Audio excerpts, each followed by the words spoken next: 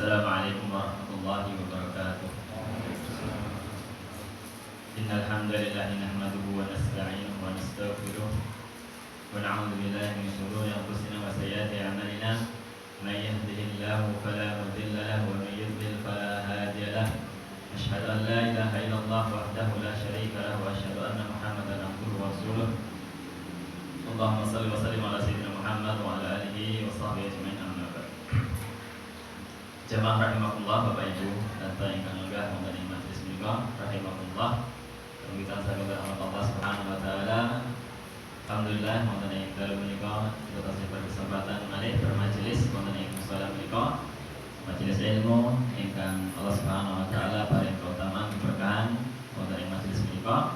Pramila semoga kita senantiasa nyuwun dumateng Allah Subhanahu wa taala supados dipun paringi kegambilan dan keistiqomahan lan keikhlasan anggenipun bermajelis ilmu menika. Langkung wonten ing dinten menika kita tasih wonten ing 10 hari pertama nggih bulan Zulhijjah ingkang kita sampun pahami bahwa bilih di hari-hari menika wonten keutamaan tersendiri nggih, keutamaan tersendiri setiap amal ibadah, amal soleh yang kita lakukan, yang mana setiap amal soleh menika mengundang kecintaan Allah Subhanahu wa taala, mahabbah Allah Subhanahu wa taala. Ya sebagaimana hadis yang telah kita bacakan di pertemuan yang lalu.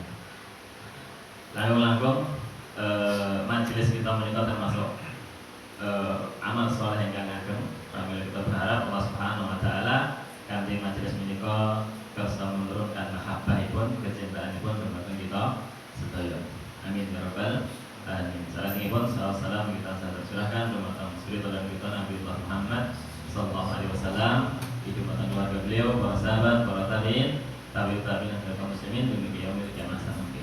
Jamaah rahimakumullah, kita tasih dalam pembahasan materi yang sama, yaitu materi fikih kurban bagian ketiga. Ini kita terus sisa-sisa materi, sisa-sisa materi yang belum kita bahas pada pertemuan-pertemuan yang lalu. Wonten ing kesempatan menika samangke sekedhik badhe kula aturaken beberapa adab ingkang kita jagi wonten ing hari Id Idul Adha nggih.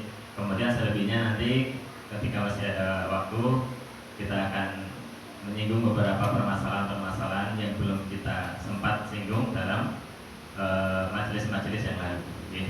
Terutama terkait kurban menika. Jamaah rahimakumullah, tentunipun wonten ing hari ingkang mulya, hari ingkang besar nggih menika Idul Adha menika, hari raya menika, tentunipun wonten adab-adab ingkang sudah kita jagi, ingkang sudah kita indahkan supados napa? Ya supados fadilah, keutamaan, pahala ingkang badhe kita dapataken menika semakin besar.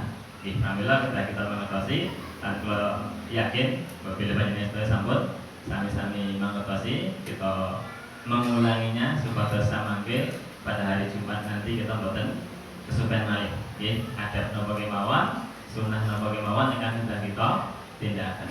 Nggih, ingkang sepindah napa? Ya menika saderengipun kita menuju musala, tempat salat masjidipun. Musala menika tempat salat atau lapangan nggih.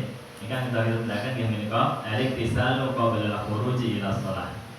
Dipun sunnahaken mandi nggih, mandi besar. Sunnah hukumipun nggih, sunnah. Bukan wajib, tapi sunnah, mustahab nggih, sunnah. Saderengipun kita berangkat salat hari raya Idul Adha nggih, menika sunnah ingkang dipun anjuraken. Faqad shahha fil Muwatta wa ghairihi anna Abdullah bin Umar kana yaktasilu yaumal fitri qabla an yaqduwa ila al-musalla. Nggih, telah disebutkan, diriwayatkan dalam kitab Muwatta, kitab hadis ingkang dipun tulis oleh Imam Malik nggih. Kitab hadis pertama menika nggih Muwatta. Dipun sebataken bahwasanya Abdullah bin Umar, putranipun sahabat Umar bin Khattab nggih, beliau yaktasilu yaumal fitri, selalu mandi nggih nalika napa? Badhe berangkat salat Idul Fitri. Tentunya sama ketika Idul Adha nggih. Qablanya dua ya musalla, saderengipun berangkat menuju tempat salat di menika lapangan. Menika fi'lus sahabah, perbuatan para sahabat. Tentunya pun para sahabat menika bertindak sebagaimana yang Rasulullah SAW ajarkan. Pramila jika menunjukkan bahwa kesunahan tapi dipun anjurakan mandi saderengipun kita nindakaken salat Idul Adha.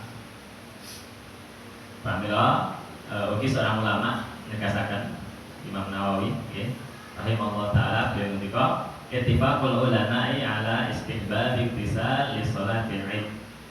Para ulama sampun bersepakat tentang dianjurkannya mandi saderengipun salat Idul Fitri utawi Idul Adha sami mawon seluruh hari raya. Terus nika perkawis pertama sunnah di hari raya ingkang kita jagi menika mandi saderengipun napa berangkat ke tempat sholat. Tentuipun kanthi niat nggih, niat napa mandi untuk sholat Idul Adha atau Idul Fitri nggih. Kita kampun niat menawi boten kanthi niat mandi kemawon nggih, mandi adah kemawon, kebiasaan mawon tidak terhitung sebagai mandi ibadah nggih. Dan napa dipun barengi kanthi niat. Sebab Nabi akan ngendika innamal a'malu binniyat. Satemene amal menika tergantung niatipun. Nggih, menawi suatu ibadah kita landasi kanthi niat ingkang leres, nah niku termasuk ibadah sisi Allah Subhanahu wa taala. Bahkan amal-amal ingkang mubah, perbuatan ingkang mubah yang bukan ibadah sekalipun menawi kita tindakaken kanthi niat ingkang leres niku menjadi bernilai ibadah. Dikantuk pahala. Misalnya pun apa? Makan dan minum. Makan minum niku perkawis mubah, bukan ibadah. Mubah. Ketika kita niatkan kanthi niat yang benar, kita makan kanthi niat supados samangke kiat anggenipun beribadah, anggenipun makarya niku termasuk napa perkawis ingkang bernilai ibadah.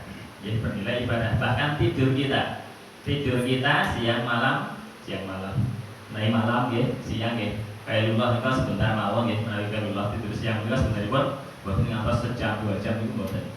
Cekap 11 menit 15 menit niku sampun cekap menawi tidur siang nggih.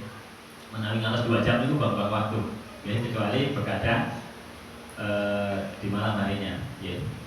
Pramila menawi tidur menika kita dasari kanthi niat ingkang leres supados badan kita terjaga fit napa kesehatanipun, kemudian kanthi kesehatan menika saged beribadah kanthi sae niku menjadi suatu aktivitas ingkang bernilai ibadah. Nah, niku pramila napa kanthi niat ingkang leres kathah kebaikan-kebaikan ingkang bakal kita dapatkan. Nggih, termasuk mandi kala wau nika bahkan ibadah. Tetapi menawi kita boten dasari kanthi niat, nggih, niatipun boten hadir, kita pun mandi sebagaimana mandi biasanipun, tetapi boten dipun dasari kanthi napa niat. Nah, niku boten kalebet ibadah di sisi Allah Subhanahu wa taala. Nika perkawis ingkang sepeda. Nomor kalih inggih menika al-aklu qabla al-khuruj fil fitri. Niki dalam Idul Fitri. Menawi dalam Idul Fitri nika dipun sunahaken makan rumiyin, nggih. Menawi dalam Idul Adha nanti setelah sholat Idul Adha nembe dipun sunah dipun apa dahar dipun keparingaken dahar. Nah niku sunahipun nggih. Terus menahan rumiyin, siap rumiyin napa saking selepas subuh dumugi samangke salat Idul Adha niku dalam salat Idul Adha. Salah sinipun at-takbiru yaumal Id. Nggih menika napa? Ngata-ngatai takbir wonten ing hari raya Idul Adha utawi Idul Fitri nggih sami nggih. Terus sebelum kita berangkat utawi saking griya kita sampun ngata-ngatai takbir. Napa? Semenjak kita berjalan dari rumah menuju lapangan usahakan memperbanyak takbir nggih. Allahu akbar, la ilaha illallah, wallahu akbar walillahil hamd. Nah, kita kata-kata yang mengagungkan asma Allah Subhanahu wa taala. Nika ngantos kapan? Iya menika ngantos imam naik mimbar. Dia menawi dalam sholat Idul Adha utawi Idul Kurban menyebutkan ngantos napa ayam mutasyrik, akhir ayam mutasyrik nggih. Nah nika saged kita amalaken nika termasuk sunnah dalam hari raya. Ya, dados selama 4 hari kita bertakbir. Bahkan sebenarnya semenjak awal 10 hari pertama bulan Dzulhijjah niku sampun disunahkan ya untuk apa? Bertakbir ngagungaken asma Allah Subhanahu wa taala. Salajengipun ingkang kalebet sunnah di hari raya inggih menika at-tahniah, mengucapkan selamat kagem saudara-saudara sama muslim yang merayakan hari raya menika. Dados mengucapkan selamat menika bukan khusus kagem Idul Fitri kemawon. Menawi Idul Fitri nggih semarak nggih ngantos SMS WA pun kathah nggih nembe takbir pertama bergema sampun SMS menepun kathah banget. Nah niki menawi Idul Adha jarang Pak nggih. Nah nika napa termasuk sunnah sebenarnya. Sunnah untuk napa mengucapkan selamat nggih tahniah dumateng sederek-sederek kaum muslimin ingkang merayakan hari raya kurban menika. Nah nika termasuk sunnah ingkang kita jaga. Selajengipun at-tajamul lil idain. Menapa nggih? At-tajamul berhias diri utawi berpenampilan baik ketika di hari raya. Ya tersebut nggih, sasampunipun mandi bebersih kala wau, kita ngagem pakaian yang paling bagus kita miliki, nggih. Pakaian terbaik ingkang kita gadahi. Nggih, bukan apa kedah baru mboten, tapi ingkang paling sae ingkang kita gadahi kita ngagem di hari raya menika. Nggih ngagem wewangian kagem tiyang kakung menawi tiyang setri mboten saged ngagem wewangian, nggih. Nah nika kagem tiyang kakung dipunsunaken ngagem wewangian. Salajengipun adhabu ila thariq, adhabu ila sholati min thariqi wal 'audah min akhar. Nggih, dados sunahipun napa? Berangkat menuju tempat sholat melalui satu jalan, kemudian pulangipun jalan ingkang sanes. Menawi saged nggih sunahipun berbeda jalan. Menawi berangkatipun lewat kidul desa, mangke mantuipun lewat lor desa misalipun. Nggih, keliling rumiyin mboten napa-napa. Nah nika sunahipun nggih. Bukan sunahipun napa mendhet jalan paling tebih mboten, tapi napa mengambil jalan yang berbeda. Hikmahipun apa? Saged bertemu kalian kaum muslimin sanesipun langkung kathah. Nggih, sehingga apa? Saged mengucapkan tahniah selamat semakin banyak, nggih. Semakin banyak dumateng kaum muslimin. Nah, niku di antara hikmahipun. Niku di antara sunah-sunahipun ya, sunah-sunah ingkang kita jadi di hari raya Idul Adha. Bisa singipun kita melebat dalam pembahasan beberapa perkawis ingkang dereng kita singgung dalam pertemuan-pertemuan yang lalu. Gimana terkait nalika sholat Idul Adha atau Idul Fitri berpapasan dengan hari Jumat. Nah, bagaimana? Apakah tetap wajib untuk melaksanakan sholat Jumat atau tidak? Nah, dalam perkawis menika ada khilaf para ulama, ada perbedaan pendapat, pandangan di antara para ulama. Seorang ulama namanya Syekhul Islam Ibnu Taimiyah, Syekhul Islam Taimiyah menjelaskan ada 3 pendapat. Ada 3 pendapat terkait sholat Jumat di hari raya. Saya menikah hari raya Idul Fitri ataupun hari raya Idul Adha. Pendapat pertama apa? Annahu tajibul Jum'atu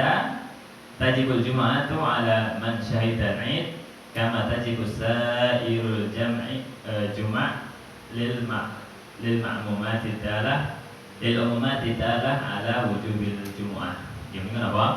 Pendapat pertama mengatakan tetap wajib melaksanakan ibadah Jumat. Pendapat pertama Pendapat pertama mengatakan tetap wajib melaksanakan sholat Jumat.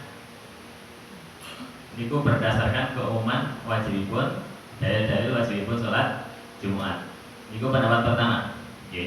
Pendapat kedua, tasqutu an ahlil bar mithlu ahlil awali. Kewajiban menika gugur saking penghuni atau penduduk-penduduk pedalaman. Pedalaman menawi penduduk kota tetap wajib. Ingkang gugur namanya saking penduduk-penduduk pedalaman kemawon, bukan bukan penduduk kota. Sebab tiang-tiang ingkang tinggal wonten ing badiah pedalaman menika boten wajib melaksanakan sholat Jumat. Ingkang wajib inggih menika ingkang penduduk-penduduk kota utawi desa ingkang dipun tetapi, bukan tiang ingkang berpindah-pindah tempat tinggalipun. Menawi wonten ing badiah terkadang berpindah-pindah tempat tinggalipun. Yang menawi menika pendapat kedua ingkang gugur kewajiban sholat Jumat di hari raya inggih menika selain penduduk kota, selain penduduk desa ingkang menetap nggih menika. Selanjutnya pendapat ketiga bahwa sahih dan pendapat ingkang benar menurut Syekhul Islam Ibnu Taimiyah. Menurut beliau niki pendapat ingkang bener, ingkang rajih nggih. Anna man syahidal 'ida saqatat anhul jumu'ah. Sinten kemawon ingkang melaksanakan salat Id niku telah gugur kewajiban salat Jumat. Pendapat beliau, telah gugur darinya kewajiban salat Jumat. Lakin 'alal imami an yuqimal jumu'ata liyashhadaha man syaa syuhudaha. Tetapi imam dalam hal menika nggih takmiripun wajib melaksanakan salat Jumat.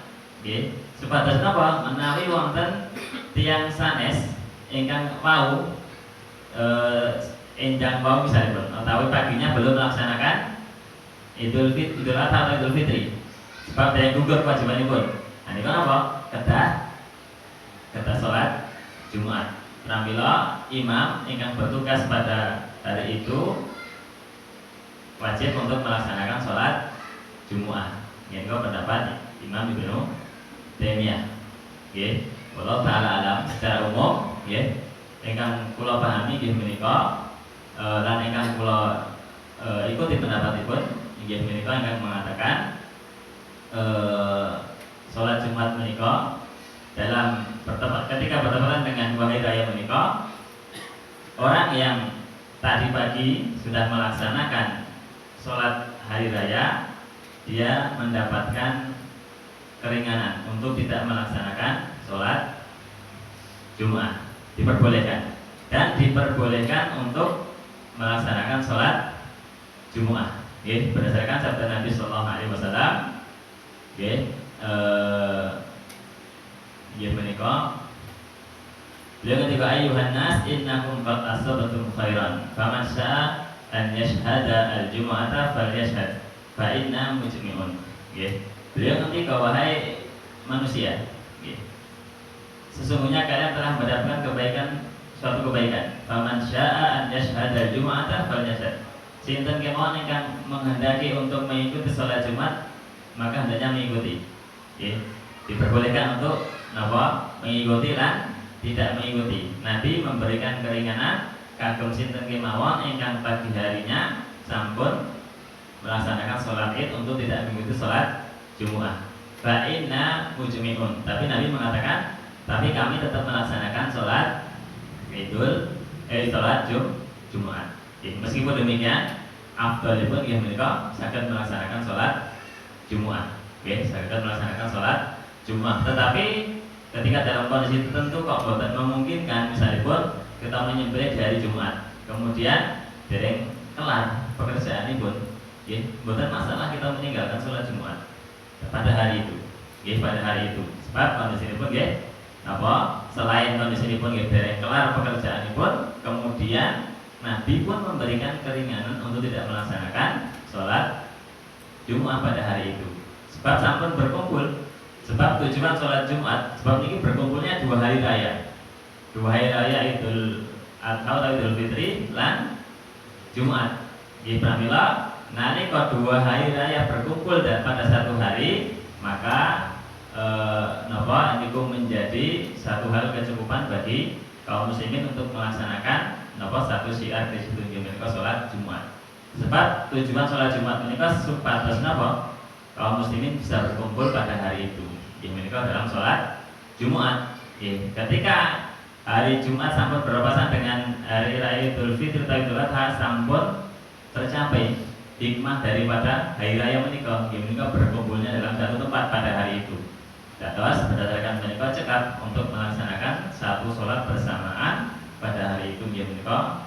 Saya menikah sholat Idul Adha atau Idul Fitri. Wallahu taala alam. Ini kan yang kalau pahami dan yang pendapat yang kalau ikuti menikah tetap ingkang afdal kita saged melaksanakan sholat Jumat.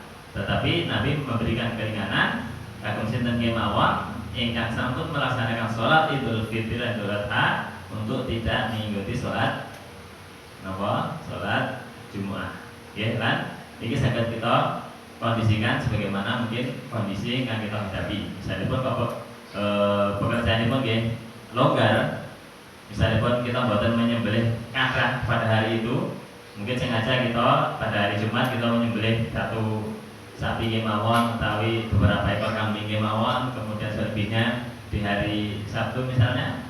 Dan itu tidak menghalangi kita untuk melaksanakan sholat Jumat. Afdhalipun tetap melaksanakan sholat Jumat. Tetapi kawan ini kepepetipun kok kondisi boten memungkinkan, kita gandeng hewan kurbanipun kathah, kita sembelih pada hari pertama berapa ekor, kemudian pekerjaan kita yang selesai, bisa. Ingkang bertugas tetap melaksanakan sholat Jumat bersama takmiripun misalnya pun tetap ke masjid, kemudian melaksanakan ingkang nggak ada pekerjaan pokok dalam penyembelihan kurban saged tetap pada posisinya, boten berangkat ke masjid. Wallahu a'lam bishawab. Mereka yang kula pahami. Tapi misalnya pun kita bersepakat sudah hari Jumat misalnya pun tetap kita Jumatan.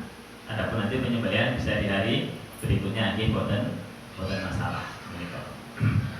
Nah, ini terkait nalika sholat Jumat bertepatan dengan hari raya.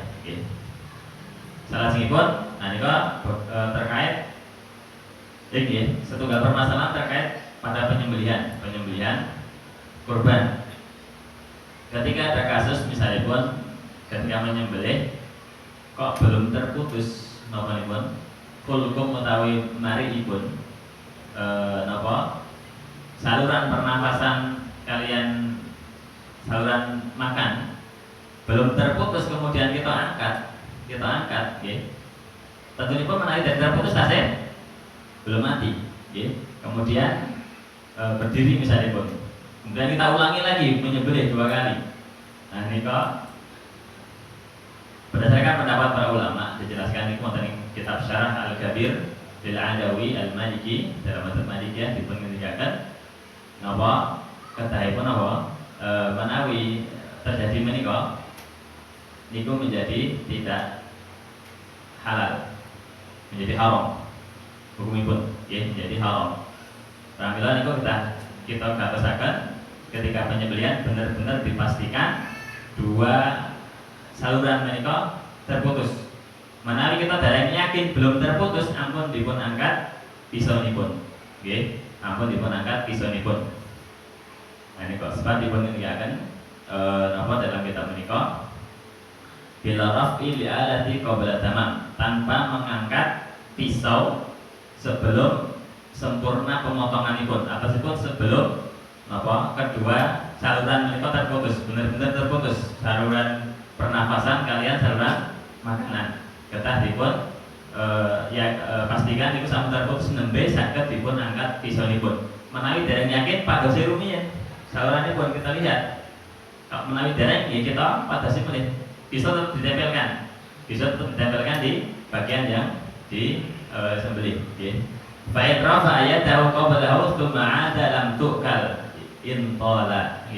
Ketika sampun dipun angkat pisonipun, kemudian kok belum terputus, ada kemudian mengulangi kembali, lam tu'kal, mboten kepareng dipun makan dagingipun. Intola, ketika memang jedanya cukup lama. Tapi ketika jedanya tidak terlalu lama, itu bukan masalah. Ketika jedanya terlalu lama, kemudian diulangi lagi, kok terjadi mati, ulangi mulai sembelih, itu menjadi haram, Menawi jedanya pun belum terlalu lama, itu bukan masalah. Sawa'un rafa ayatahu ikhtiyaran atau ittiraran. Saya menikah mengangkat tanganipun karena kehendak dia sendiri. Dia yakin sudah dia merasa sudah putus kedua saluran menikah, kemudian dipun angkat, ternyata kok belum. Nah, itu sama. Kemudian atau karena terpaksa, maksudnya pun karena kondisi misalnya pun sapi ini pun berot-berot, ya. Kemudian kita terlempar, derek terputus, kemudian diulangi lagi, sama menjadi haram. Boten boleh dipun makan. Nah, ini kok.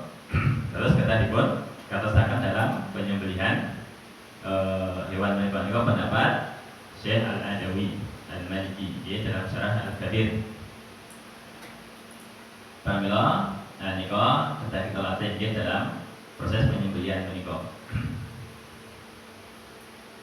Salah singipun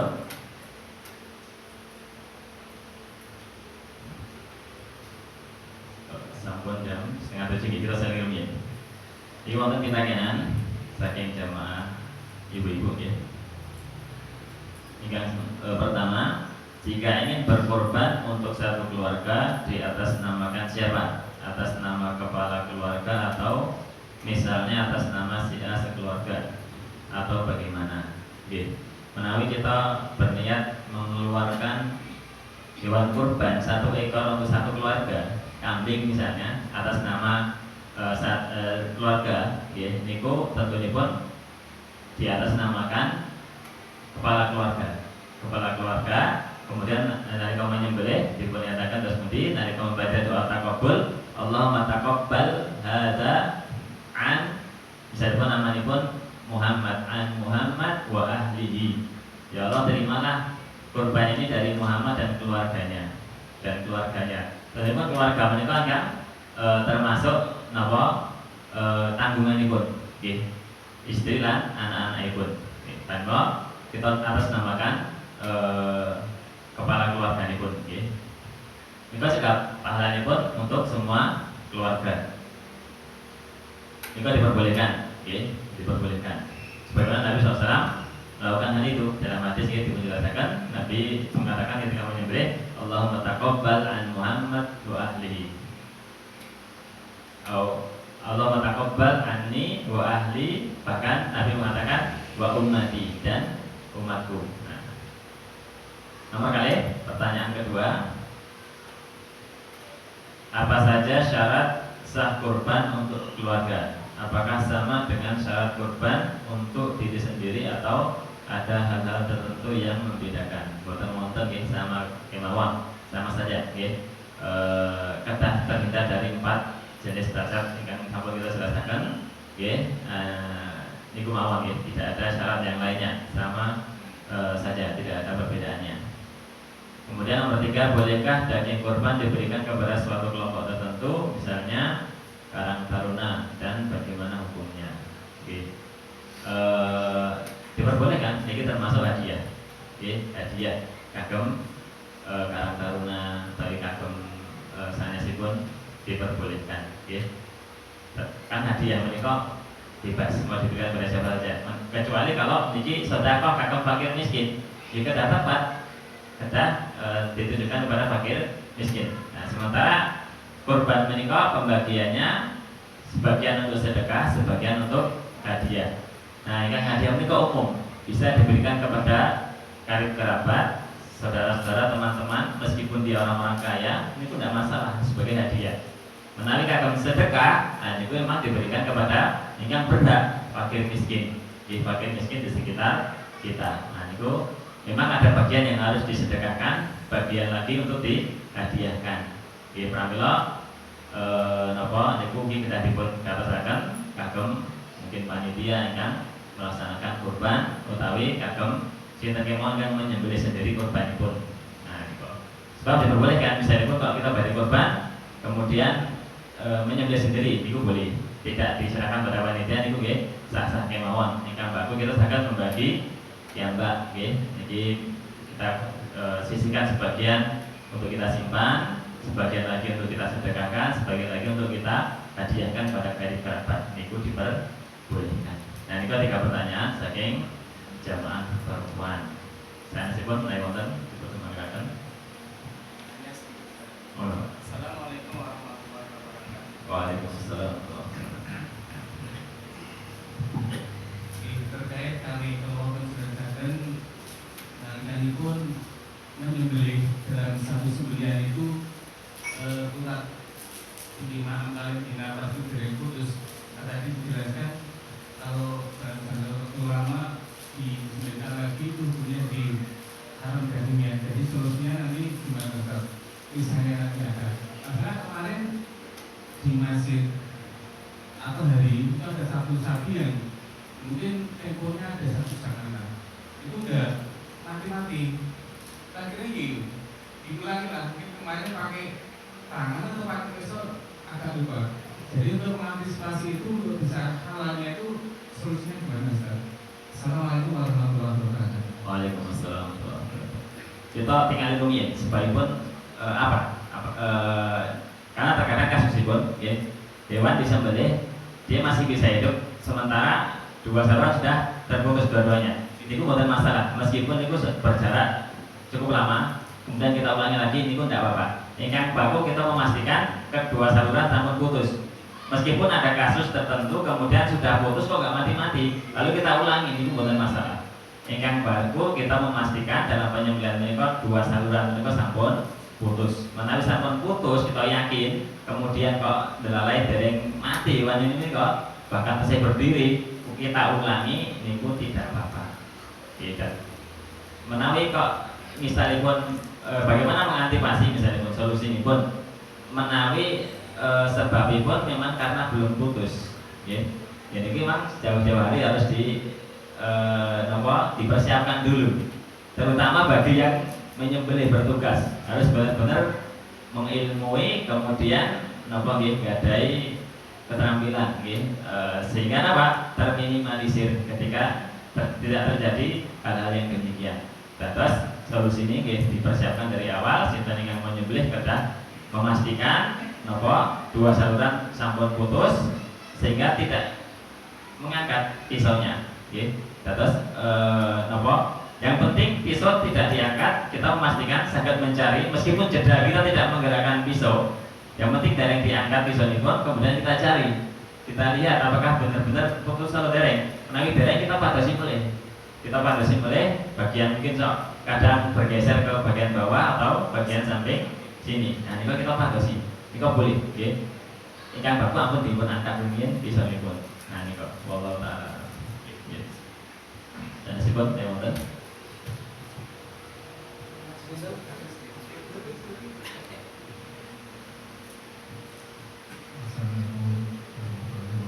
Waalaikumsalam.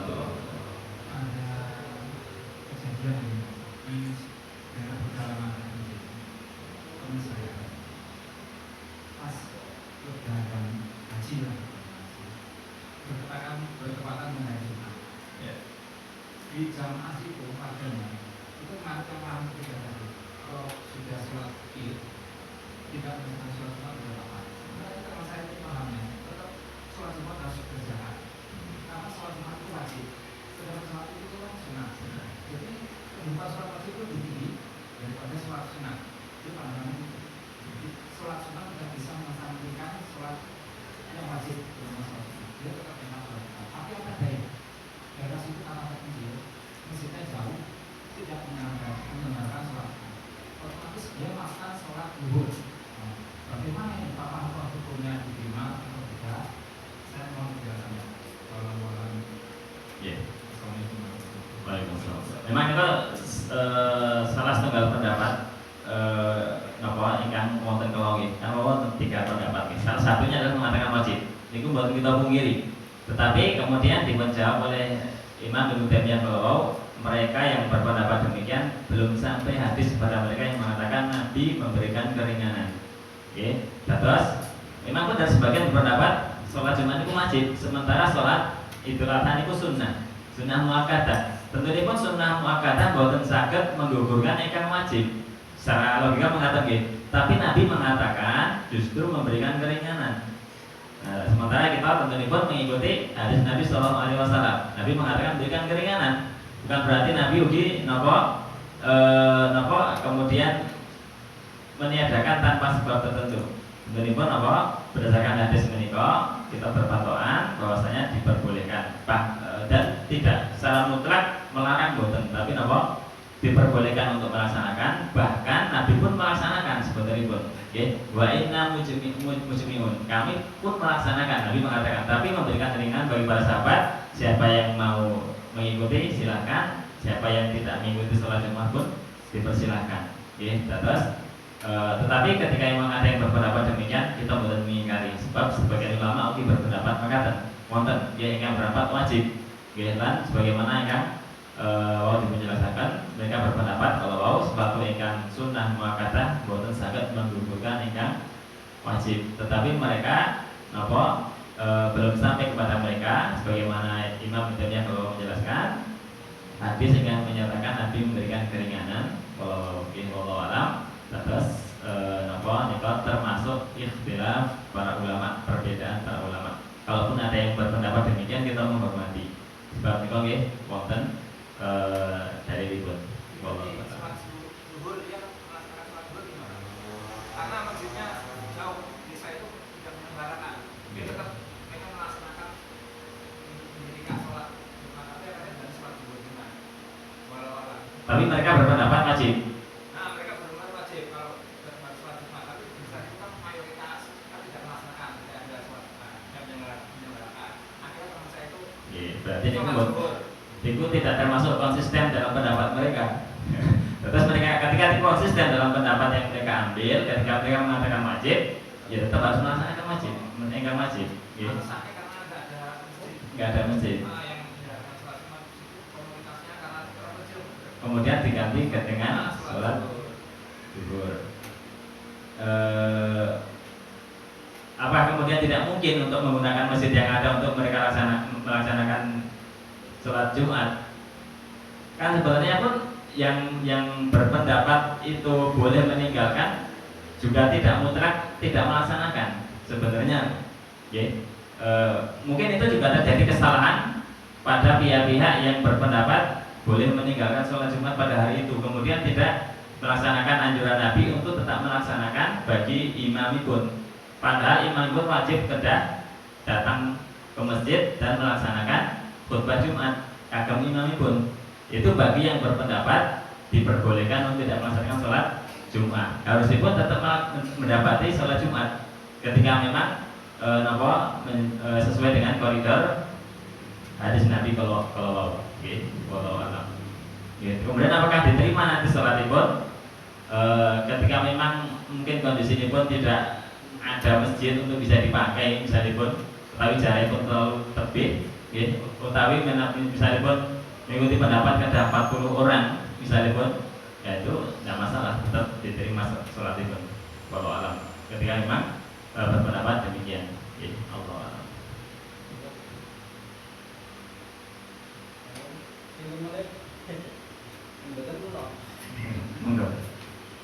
Assalamualaikum warahmatullahi wabarakatuh. Jadi yang bukan saya kalau tanya Pak Bio Pak, saya pernah suatu ketika itu pas hari raya Idul Fitri itu saya terlambat karena dulu ya zaman beli itu kan malamnya di gedung kalau blok, dan itu sampai di lapangan itu sudah mulai. Nah kalau kebodohan itu kan bukan ngertos saja pun akhirnya kalau pulang yang pertama. Yang kedua itu Adha, itu saya mendadak dapat panggilan orang jatuh itu juga sudah mulai pulang lagi. Tidak tahu Pak, kalau terlambat di Idul Adha dan Idul Fitri itu gimana? Kalau misalnya kita terlambat, imam sampun memulai sholatipun, kita langsung gabung kemawon. Ataupun ketika sampun rakaat kedua, kalau kita sholat mengikuti dan manggil nambah satu rakaat malih. Tidak perlu mengulangi takbir yang 7 kali di rakaat pertama. Jika kita ketinggalan, buatan langsung masuk ke lebih kemauan sholat seperti biasa, mengikuti sholat pun, dan berarti tidak takbir buatan 5 atau 4 ini? buatan langsung mlebet kemawon mengikuti salatipun imam. Nggih, boten kedah napa takbiripun kedah 7 kali. Terus rakaat keduanya Mengikuti. Niku itu misalnya masuknya di rakaat kedua, imam sudah di rakaat kedua, nggih. kita baru masuk. Nggih. Artinya kita kan harus tambah satu rakaat Iya, lagi loh. iya. Ketika imam sudah salam, Iya. kita bangkit, Iya. tambah satu rakaat lagi itu takbirnya gimana? 5 kali. Disunahkan 5 kali. Niku sunah ya senes rukun. Boleh kita napa lengkapi 5 kali, boleh kita pun tanpa takbir 5 kali diperbolehkan. Jadi itu sunnah. Terus boleh kita takbir 5 kali ketika menambah 1 rakaat berikutnya gitu. Terus 5 kali selain takbiratul intiqal. Tambah 5 kali, kemudian seperti sholat biasa atau selesai utawi kita tanpa tanpa 5 takbir. Cukup takbir intiqal kemudian tambah 1 rakaat. Itu juga tidak masalah. Terus kalau kita terlambat kedua-duanya nggak boleh ya Mas? Jadi datang nih kan? Cuma dapat terbangnya ya itu ya? Enggak dikotor, enggak ada gitu. Sampun niku mawon, lenggah mawon niku. Lenggah mengke mirengake khotbah. Tapi jenengan mengke salat mengke pira mengke. Makanya ini cuma ya kami mudah-mudahan tidak terulang lagi. Ya udah, terima kasih. Assalamualaikum warahmatullahi wabarakatuh. Waalaikumsalam. Sini boleh, nasihat terwedal.